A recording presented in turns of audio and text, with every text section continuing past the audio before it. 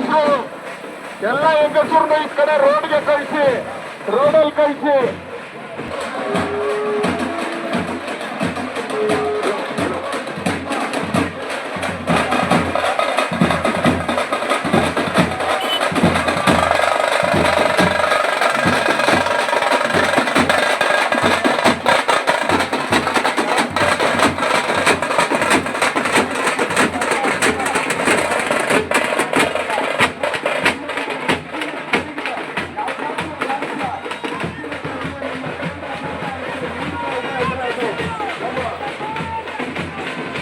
ಕರ್ನಾಟಕದಿಂದಲೇ ಹೆಚ್ಚಿನ ಒಂದು ತೆರಿಗೆ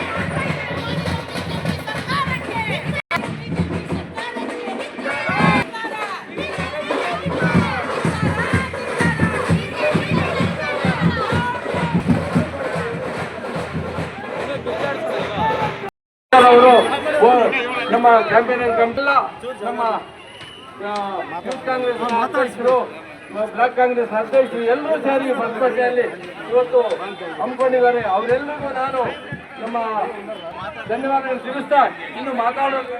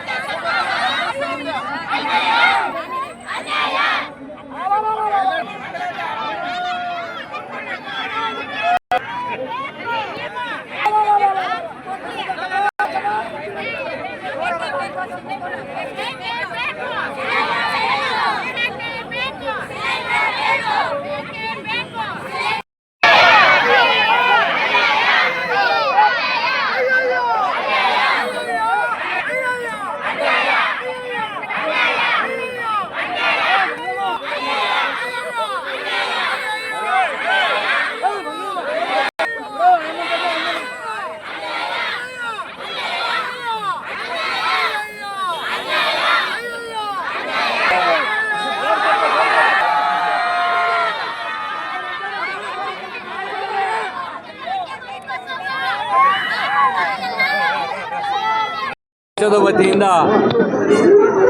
ಏನು ಈ ರಾಷ್ಟ್ರದಲ್ಲಿ ಆಡಳಿತ ನಡೆಸ್ತಾ ಇರ್ತಕ್ಕಂಥ BJP ಸರ್ಕಾರ ಪದೇ ಪದೇ ಗ್ಯಾಸ್ ದರ, ಪೆಟ್ರೋಲ್ ದರ, ಡೀಸೆಲ್ ದರ, ಗೊಬ್ಬರದ ದರ ಹೆಚ್ಚಿಗೆ ಮಾಡಿ ಇವತ್ತು ರೈತರಿಗೆ, ಕೂಲಿ ಕಾರ್ಮಿಕರಿಗೆ, ಕಟ್ಟಡ ಕಾರ್ಮಿಕರಿಗೆ ಎಲ್ರಿಗೂ ಹೊಡೆತವನ್ನು ಮಾಡುವಂಥ ಕೆಲಸ ಇವತ್ತು BJP ಮಾಡ್ತಾ ಇದೆ. ಹಿಂದೆ UPA ಸರ್ಕಾರ ಇದ್ದಾಗ 350 ರೂಪಾಯಿಗೆ ಗ್ಯಾಸ್ ಕೊಡುವಂಥ ವ್ಯವಸ್ಥೆ ಇತ್ತು. ಇವತ್ತು ಅವೆಲ್ಲ ನೋಡ್ತಾ ಇದ್ದೀರಿ, 1200, 1300 ರೂಪಾಯಿ ಗ್ಯಾಸ್ ಬೆಲೆ ಆಗಿದೆ. ಇವತ್ತು ಗೊಬ್ಬರ ಕಾಂಪ್ಲೆಕ್ಸ್ ಎಲ್ಲ 650, 700 ರೂಪಾಯಿಗೆ ಸಿಗ್ತಾ ಇತ್ತು. ಈಗ 1800 ರೂಪಾಯಿ, 2000 ರೂಪಾಯಿ ಆಗುವಂಥ ಒಂದು ಪರಿಸ್ಥಿತಿಗೂ ತಂದಿದ್ದಾರೆ. ನಿಯಂತ್ರಣ ಇಲ್ಲದೆ ಬೆಲೆ ಏರಿಕೆಗಳನ್ನು ಮಾಡ್ತಾ ಇದ್ದಾರೆ. ಇದರಿಂದ ಇವತ್ತು ಇಡೀ ದೇಶದಲ್ಲಿ ರೈತರು ಕಷ್ಟಕ್ಕೆ ಸಿಕ್ಕಾಕೊಂಡಿದ್ದಾರೆ, ಕೂಲಿ ಕಾರ್ಮಿಕರು ಕಷ್ಟಕ್ಕೆ ಸಿಕ್ಕಾಕೊಂಡಿದ್ದಾರೆ. ಬಡವರಿಗೆ ಜೀವನ ಮಾಡೋದೇ ಕಷ್ಟ ಆಗುವಂಥ ದುಸ್ಥಿರವಾದಂಥ ಪರಿಸ್ಥಿತಿಯನ್ನು ಇವತ್ತು BJP ಅವರು ಮಾಡ್ತಾ ಇದ್ದಾರೆ. ಅವರಿಗೆ ಬಡವರ ಬಗ್ಗೆ, ಕೂಲಿ ಕಾರ್ಮಿಕರ ಬಗ್ಗೆ, ರೈತರ ಬಗ್ಗೆ ಕಾಳಜಿ ಇಲ್ಲ. ಅವ್ರಿಗೇನಿದ್ರು ಕಾರ್ಪೊರೇಟ್ ಅವ್ರ ಬಗ್ಗೆ, ಉದ್ದಿಮೆದಾರರ ಬಗ್ಗೆ ಮಾತ್ರ ಅವರಿಗೆ ಕಾಳಜಿ ಇದೆ ಅಷ್ಟೇ ವಿನ ಬಡವರ ಬಗ್ಗೆ ಅವರಿಗೆ ಕಾಳಜಿ ಇಲ್ಲ. ಏನು ಇಡೀ ಯುದ್ಧ ನಡೀತಾ ಇದೆ, ಅದನ್ನು ಗಾಂಧಿಯವರು ಹೇಳ್ದಂಗೆ ಶಾಂತಿಯಿಂದ ಬಗೆಹರಿಸುವಂಥ ಒಂದು ಕೆಲಸವನ್ನು ಆಗ್ತಾ ಇಲ್ಲ. ಇವತ್ತಿನ ದಿವಸ 2 ಕೋಟಿ ಜನ ಪ್ರತಿ ವರ್ಷಕ್ಕೆ ಸೃಷ್ಟಿ ಮಾಡ್ತೀವಿ ಉದ್ಯೋಗ ಅಂತ ಹೇಳಿದರು. ಉದ್ಯೋಗ ಸೃಷ್ಟಿ ಮಾಡೋದು ಬೇಡ, ಇರೋವಂಥ ಉದ್ಯೋಗವನ್ನು ಇವತ್ತು ಕಿತ್ತಾಕಿ ಬೀದಿಗೆ ಬರುವಂಥ ಪರಿಸ್ಥಿತಿ ಆಗಿದೆ. ಜೊತೆಗೆ ಇವತ್ತು UPA ಸರ್ಕಾರ ಇದ್ದಾಗ ಸೋನಿಯಾ ಗಾಂಧಿ ಅವರ ನೇತೃತ್ವದಲ್ಲಿ ಮನಮೋಹನ್ ಸಿಂಗ್ ಅವರು ಉದ್ಯೋಗ ಖಾತ್ರಿ ಅನ್ನೋ ಯೋಜನೆಯನ್ನು ಜಾರಿಗೆ ತಂದು ಗ್ರಾಮಾಂತರ ಪ್ರದೇಶದಲ್ಲಿರ್ತಕ್ಕಂಥ ಎಲ್ಲ ಕೂಲಿ ಕಾರ್ಮಿಕರು ಬಡವರು ವಲಸೆ ಹೋಗಬಾರ್ದು, ಉದ್ಯೋಗಕ್ಕಾಗಿ ವಲಸೆ ಹೋಗುವಂಥದ್ದು ತಪ್ಪಿಸ್ಬೇಕು ಅಂತೇಳಿ ಮನರೇಗಾ ಅನ್ನೋ ಒಂದು ಕಾರ್ಯಕ್ರಮವನ್ನು ಅನುಷ್ಠಾನ ಮಾಡಿದರು. ಅದನ್ನು ಪದೇ ಪದೇ ತಿರುಗಬೇಕು, ಅದನ್ನು ತೆಗಿಬೇಕು ಅಂತೇಳಿ BJP ಅವರು ಹುನ್ನಾರ ಮಾಡಿ ಇವತ್ತು ಅದನ್ನು ಬದಲಾವಣೆ ಮಾಡಿ ಜಿ ರಾಮ್ಜಿ ಅನ್ನೋ ಒಂದು ಕಾಯ್ದೆಯನ್ನು ತಂದು ಇವತ್ತು ಏನು ಹಿಂದೆ ಗ್ರಾಮ ಪಂಚಾಯತಿಯಲ್ಲಿ ಆಯ್ಕೆಯಾದಂಥ ಸದಸ್ಯರೇ ಆ ಕ್ರಿಯಾ ಯೋಜನೆಯನ್ನು ತಯಾರು ಮಾಡಿ ಆ ಗ್ರಾಮದಲ್ಲೇ ಅವರಿಗೆ ಉದ್ಯೋಗವನ್ನು ಸೃಷ್ಟಿ ಮಾಡುವಂಥ ಕೆಲಸ ಆಗ್ತಾ ಇತ್ತು. ಆದರೆ ಇವತ್ತು ಅದನ್ನು ಬದಲಾವಣೆ ಮಾಡಿದ್ದಾರೆ. ಅದರಿಂದ ಇವತ್ತು 100 ದಿವಸ ಏನು ಕೂಲಿ ಬರ್ತಾ ಇತ್ತು ಅವ್ರಿಗೆ ಇವತ್ತು ಹೊಡೆತ ಆಗಿದೆ. ಅವರು ಸ್ವಂತ ಜಮೀನಲ್ಲಿ ಮದುವೆ ಮಾಡಿಕೊಂಡು ಜಮೀನು ಸಮತಟ್ಟು ಮಾಡಿಕೊಂಡು ಅವ್ರ ಮನೆ ಮುಂದೆ ಶೌಚಾಲಯ ನಿರ್ಮಾಣ ಮಾಡಿಕೊಂಡು ಇಂಗುಗುಂಡಿ ಮಾಡಿಕೊಂಡ್ರು ಅವರಿಗೆ ನೇರವಾಗಿ ಅವ್ರ ಖಾತೆಗೆ ದುಡ್ಡು ಬರುವಂಥ ಒಂದು ವ್ಯವಸ್ಥೆ ಆಗಿತ್ತು. ಆವಾಗ ಗೌರವವಾಗಿ ಎಲ್ಲೂ ವಲಸೆ ಹೋಗದೆ ಅವರವ್ರ ಗ್ರಾಮದಲ್ಲೇ ಕೆಲಸ ಮಾಡ್ಕೊಳ್ಳುವಂಥ ಕೆಲಸ ಆಗ್ತಾ ಇತ್ತು. ಆದರೆ ಈಗ ಅವ್ರು ತಂದಿರ್ತಕ್ಕಂಥ ಒಂದು ಕಾಯ್ದೆ ಇವತ್ತು ಅವರೇ ಸ್ಯಾಟಲೈಟ್ ಮುಖಾಂತರ ಕ್ರಿಯಾ ಯೋಜನೆ ಮಂಜೂರು ಮಾಡ್ತಾರಂತೆ. ಅಲ್ಲಿ ಯಾವ ಹಳ್ಳಿಯಲ್ಲಿ ಕಾಮಗಾರಿ ಅವ್ರ ಅನುಷ್ಠಾನ ಇದು ಮಾಡಿದ್ರೆ ಶಾಂಕ್ಷನ್ ಮಾಡಿದ್ರೆ ಅಲ್ಲೇ ಎಲ್ಲ ಹೋಗಿ ಕೂಲಿ ಕೆಲಸ ಮಾಡಬೇಕು ಅನ್ನೋ ಒಂದು ಕಾಯ್ದೆಯನ್ನು ತಂದಿದ್ದಾರೆ. ಈಗ ಅದೇ ಗ್ರಾಮದಲ್ಲಿ ಫಾರಮ್ 6 ಕೊಟ್ಟ ಮೇಲೆ ಅಲ್ಲಿ ಕೆಲಸ ಕೊಡಬೇಕು 100 ದಿವಸ ಪ್ರತಿ ಕುಟುಂಬಕ್ಕೂ ಪ್ರತಿಯೊಬ್ಬರಿಗೂ ಅಂತಿತ್ತು.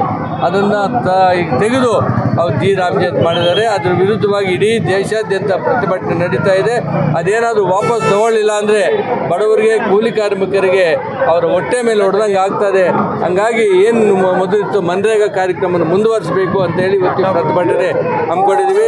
ಗ್ಯಾಸ್ ದರ ಗಗನಕ್ಕೆ ಏರ್ತಾ ಇದೆ. ಇವತ್ತು ಇಷ್ಟು ದಿವಸ 350 ರೂಪಾಯಿ ಕೊಡ್ತಾ ಇರ್ತಕ್ಕಂಥ ಗ್ಯಾಸ್ ಸಿಲಿಂಡರ್ ಇವತ್ತು 1300 ರೂಪಾಯಿ ಆಗಿದೆ. ಇದೆಲ್ಲ ಬಡವರಿಗೆ ಆಗ್ತಕ್ಕಂಥ ಹೊರೆ ಆಗಿದೆ. ಇದನ್ನು ಕೈ ಬಿಡಬೇಕು ಅಂತೇಳಿ ನಾವು ಕಾಂಗ್ರೆಸ್ ಪಕ್ಷದ ವತಿಯಿಂದ ಪ್ರತಿಭಟನೆ ಮಾಡಿದ್ದೀವಿ.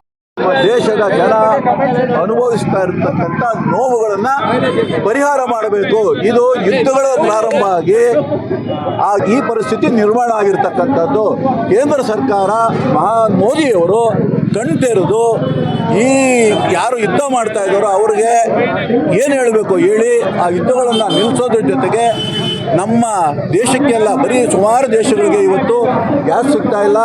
ರೈತರ ಉಪಕರಣಗಳು ಬೆಲೆಗಳು ಡಬಲ್ ಆಗಿದೆ. 1000 ರೂಪಾಯಿನ ವಸ್ತು 2000, 2000 4000 ಈ ರೀತಿಯಾಗಿ ಭಾಳಷ್ಟು ತೊಂದರೆಗೆ ಈಡಾಗ್ತಾ ಇರ್ತಕ್ಕಂಥದ್ದು ನಮ್ಮ ಜನ. ಇವತ್ತು ರೂಪಾಯಿ ಮೌಲ್ಯ 92 ರೂಪಾಯಿ ಎಷ್ಟು ಮೇಲಕ್ಕೆ ಹೋಗಿದೆ. ಅಂದರೆ ನಮ್ಮ ನೋಟು ಬೀಳ್ತಾನೆ ಇದೆ. ಇದು ಸರಿಪಡಿಸಬೇಕಾಗಿರೋದು ಕೇಂದ್ರ ಸರ್ಕಾರದ ಕರ್ತವ್ಯ. ಈ ಎಲ್ಲ ಸಮಸ್ಯೆಗಳನ್ನು ಬಗೆಹರಿಸೋದಕ್ಕೋಸ್ಕರ ನಾವು ಈ ಪ್ರತಿಭಟನೆ ಮೂಲಕ ಕೇಂದ್ರ ಸರ್ಕಾರಕ್ಕೆ ಕಣ್ತೇರಿಸಬೇಕು, ಇದನ್ನು ಪರಿಹರಿಸ ಮಾಡಬೇಕು. ಗಾಂಧೀಜಿಯವರ ಏನು ತತ್ವಗಳಿದ್ವು, ರಾಮರಾಜ್ಯ ಮತ್ತು ಶಾಂತಿ ಪಾಲನೆ, ಅವನ್ನ ಭಾರತ ದೇಶದ ಮೂಲಕ ಎಲ್ಲ ದೇಶಗಳು ಗಾಂಧಿಯವರ ತತ್ವಗಳನ್ನು ತಿಳಿಸಬೇಕು ಅನ್ನೋ ಉದ್ದೇಶ ನಮ್ಮದು. ಅದಕ್ಕಾಗಿ ಈ ಪ್ರತಿಭಟನೆ ಮೂಲಕ ಅವ್ರಿಗೆ ಗೊತ್ತಾಗಲಿ ಅಂತ ನಾವು ಈ ಪ್ರತಿಭಟನೆ ಮಾಡ್ತಾ ಇದ್ದೀವಿ. ಸರ್, ಯುದ್ಧಗಳು ಏನಕ್ಕೋಸ್ಕರ ಸಂಭವಿಸಿದೆ? ಅವರವರ ದೇಶಗಳ ಇಂಟರ್ನಲ್ ಪ್ರಾಬ್ಲಮ್ಸಲ್ಲಿ ಅವರು ಶುರು ಮಾಡಿಕೊಂಡಿರೋದು. ಇದರಿಂದ ಈಗ ನಮ್ಮ ಮನೆಯವರು ಊರಲ್ಲಿ 2-3 ಮನೆಯವರು ಕಿತ್ತಾಡಿ ಹೊಡೆದಾಡ್ತಾ ಇದ್ರೆ ಊರಲ್ಲಿರೋ ಜನಗಳಿಗೆಲ್ಲ ನೋವೇ, ಊರಲ್ಲಿರೋ ಜನಗಳಿಗೆಲ್ಲ ಬೇರೆ ಬೇರೆ ರೀತಿಯಲ್ಲಿ ಅನಾನುಕೂಲಗಳೇ ಆ ರೀತಿ ಆಗ್ತಾ ಇರೋದು ನಿಮಗೆಲ್ಲ ಗೊತ್ತಿದೆ. ಈ ರೀತಿ ಆಗಬಾರ್ದು. ಗಾಂಧೀಜಿಯವರು ಹೇಳಿರೋದೇನು, ಶಾಂತಿ ರೂಪದಲ್ಲಿ ಎಲ್ಲ ಬಗೆಯ ಸಮಸ್ಯೆಗಳನ್ನು ಬಗೆಹರಿಸ್ಕೊಬೋದು ಅಂತ ಹೇಳಿದ್ದಾರೆ. ಈ ಸಾವು ನೋವುಗಳು ಲಕ್ಷಾಂತರ ಜನ ಸಾಯಿಸೋ ಬದಲು ಗಾಂಧೀಜಿಯವರ ಮಾರ್ಗವನ್ನು ಅನುಸರಿಸ್ಕೊಂಡು ಯಾಕೆ ಶಾಂತಿ ರೀತಿಯಲ್ಲಿ ಏನೇ ಸಮಸ್ಯೆ ಬಂದರೂ ಪಾಲನೆ ಮಾಡ್ಬೋದು, ಪರಿಹರಿಸ್ಕೊಳ್ಬಹುದು ಅನ್ನೋ ಉದ್ದೇಶ ನಮ್ಮದು. ಅವ್ರು ಗಾಂಧೀಜಿಯವರು ಹೇಳಿದಾಗೆ ರಾಮರಾಜ್ಯ ಆಗಬೇಕಂದ್ರೆ ಶಾಂತಿ ಮಾರ್ಗದಲ್ಲಿ ಹೋಗಬೇಕು, ಶಾಂತಿ ಮಾರ್ಗದಲ್ಲಿ ಸಮಸ್ಯೆಗಳನ್ನು ಪರಿಹರಿಸ್ಕೊಬೇಕು ಅಂತ ಹೇಳಿದ್ದಾರೆ. ನಾವು ಅದನ್ನು ಮಾಡ್ತಾ ಇದ್ದೀವಿ.